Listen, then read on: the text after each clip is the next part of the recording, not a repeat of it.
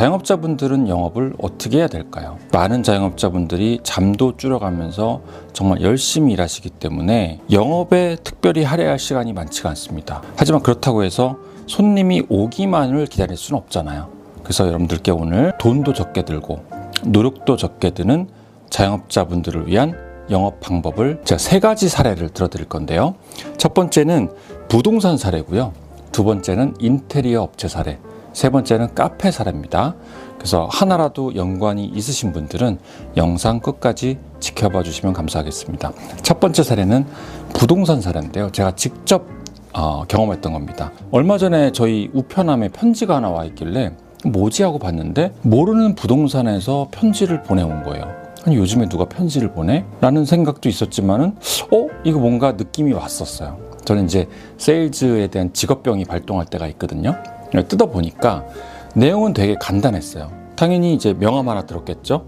명함에는 이제 부동산 이름하고 그 사장님 이름, 중개사님 이름하고 연락처 이렇게 들어있었고요. 편지에는 뭐가 적혀 있었냐면 요즘에 이제 부동산 규제책이 많아졌잖아요. 그래서 규제 사항을 적어 놓으면서 혹시라도 집을 사고 팔 때 있을 수 있는 취득세 혹은 양도세에 대한 주의사항 이런 거를 적어 놓으신 거예요. 그러면서 끝단에는 부동산을 혹시 사고 팔 일 있으면 나한테 연락을 달라. 그럼 제가 최선을 다해서 열심히 찾아주겠다. 뭐 이런 내용이었어요. 전혀 뭐 나쁜 내용도 없고 저한테는 다 필요한 내용이기 때문에 도움이 된다는 생각을 했었습니다. 그래서 저는 이제 호기심이 발동해서 바로 그 사장님한테 전화를 드렸죠. 제가 세일즈 컨설턴트임을 밝히면서 아니 사장님 어떻게 이런 아이디어를 생각하게 됐어요? 전 너무 좋은 아이디어 같기도 하고 마침 저도 집을 내놓을 일이 있어서 내놓을 건데 저는 사장님한테 내놓겠습니다 하고 제 말씀을 드리니까 너무 좋아하시면서 이제 설명을 해주시는 거죠. 그분이 부동산 대학원 있잖아요. 거길 다니신대요. 그러면서 이제 스터디를 하다가 그런 아이디어가 나왔길래 본인이 한번 해봤다라는 거예요. 근데 의외로 효과가 좋다. 그래서 매물도 많이 받게 되고 정말 그 우편값 얼마입니까? 얼마 안 하잖아요. 그리고 뭐 그 편지 다 출력해가지고 접어서 뭐 봉투 붙이는 거 그렇게 어려운 일 아니잖아요. 조금 귀찮긴 한데 돈도 얼마 안 들고 노력도 얼마 안 드는데 효과를 정말 많이 봤다라는 말씀을 해주시는 거예요. 근데 여기서 한 가지 제가 궁금했던 점이 있었어요. 뭐냐면은 제 주소와 이름은 어떻게 하셨어요? 물어보니까 그거는 뭐 등기부등본 떼니까 나온다라는 거죠. 이건 뭐 불법이 아니니까요. 그래도 혹시 모르니까 제가 한번 생각을 해봤어요. 혹시 이 우편물을 받고 기분 나빠하는 분은 없을까? 라는 생각을 했었거든요. 물론 그런 분이 계실 수는 있을 것 같았어요. 하지만 그 편지 내용을 봤을 때 너무 친절하고 또 도움이 되는 내용도 적어놨잖아요. 그 뉴스식으로. 그러니까 제가 볼 때는 이것 때문에 막 화딱지가 나고 막 기분이 나쁘고 이런 생각이 들 확률은 지극히 낮다고 생각했었어요. 그래서 저는 주변에 부동산 관련된 일을 하시는 분이 계시면 이런 아이디어를 좀 이렇게 알려드리는 편입니다. 물론 보낼 때 혹시라도 리스크가 있을 수 있으니까 최대한 친절하게 그리고 정보를 전달하는 차원에서 보내는 것이 좋겠다라는 생각이 들더라고요. 저는 굉장히 신선한 방법이었어요. 그리고 무엇보다도 돈과 시간이 많이 들지 않으면서도 효과는 크게 날 수 있는 방법이라는 생각이 들었습니다. 굉장히 좋은 방법이라고 생각하고요. 그리고 두 번째 인테리어 업체예요. 인테리어 업체들 정말 많잖아요. 저도 예전에 여기 이사 올 때 도배장판 할 때 인테리어 업체 막 주변에 찾아봤었고 근데 인테리어 업체 특징이 뭐냐면은 물론 요즘에 플랫폼들이 많아져가지고 그런 거 안 따지는 경우도 있지만 그래도 뭐니 해도 이 주변에 있는 인테리어 업체를 이렇게 섭외할 때가 많아요. 왜냐면 이 동네의 그런 특징이라든가 주의사항들을 많이 알고 있으시고 특정 아파트 단지가 있는 경우에는 거기만의 또 경험이 또 중요할 때가 있거든요. 그래서 이 동네에 있는 인테리어 업체를 섭외하는데 이 동네만 해도 굉장히 많잖아요. 군데서부터 몇십 군데까지 있잖아요. 경쟁이 치열합니다. 이쪽도.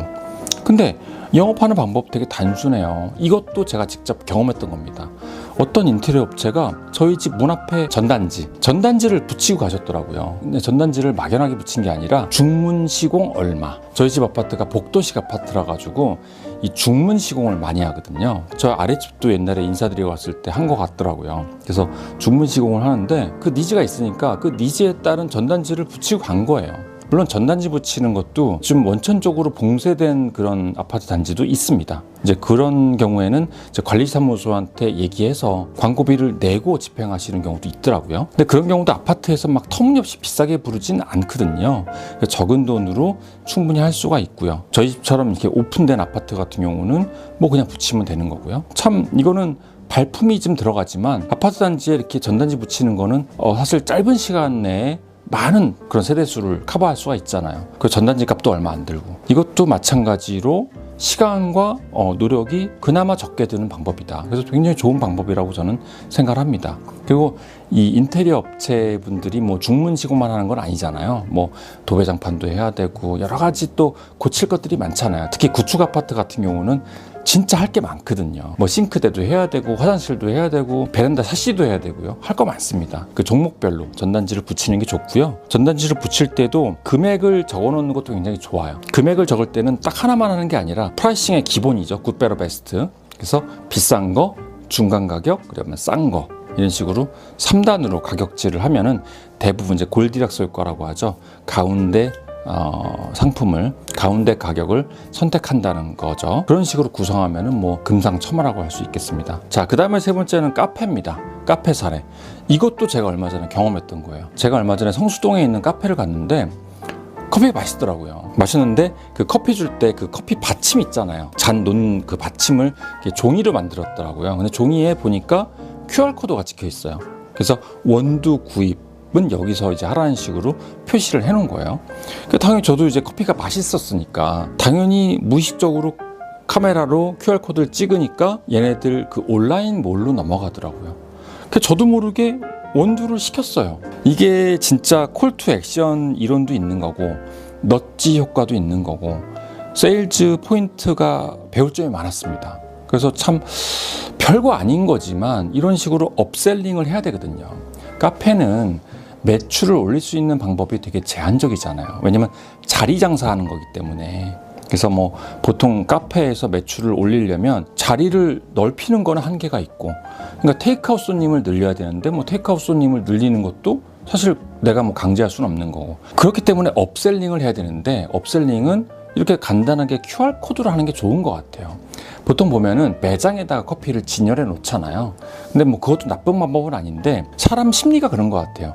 그 자리에서 사는 것보다는 그냥 QR코드 찍어서 배송해서 주문하는 게 좀 더 뭐랄까 좀 부담이 적은 것 같아요. 이유는 모르겠는데 아무래도 뭔가 이렇게 또 그 원두를 사러 카운터까지 간다는 것 그 자체가 조금 더 번거롭게 느껴지지 않나 하는 생각이 들어요. 만약에 로스팅을 직접 하는 카페라면 그거를 당연히 해야 되는 거고요. 로스팅을 하지 않는다 하더라도 어디선가는 원두를 납품을 받으실 거 아니에요. 근데 받으실 때 도매가로 받으시겠죠, 당연히. 그러니까 소매가와 가격 차이가 좀 나니까 충분히 그 마진이 남을 수 있지 않을까라는 생각이 듭니다. 내가 직접 로스팅을 하던 안 하던 내가 브랜딩하기 나름이잖아요. 그럼 이런 식으로 업셀링 한다면 간단한 방법으로 세일즈가 되지 않을까 생각이 듭니다. 자, 여러분들 어떠셨습니까? 첫 번째 방법이 제일 좋았던 것 같고 두 번째 방법도 참 좋았던 것 같고요. 세 번째 방법도 저는 굉장히 카페 입장에서는 업셀링 할 수 있는 가장 좋은 방법이 아닌가라는 생각이 듭니다. 자, 오늘 자영업자분들을 위한 아주 간단한 비용과 노력이 조금만 들어가는 그런 영업 방법에 대해서 말씀드렸습니다. 감사합니다.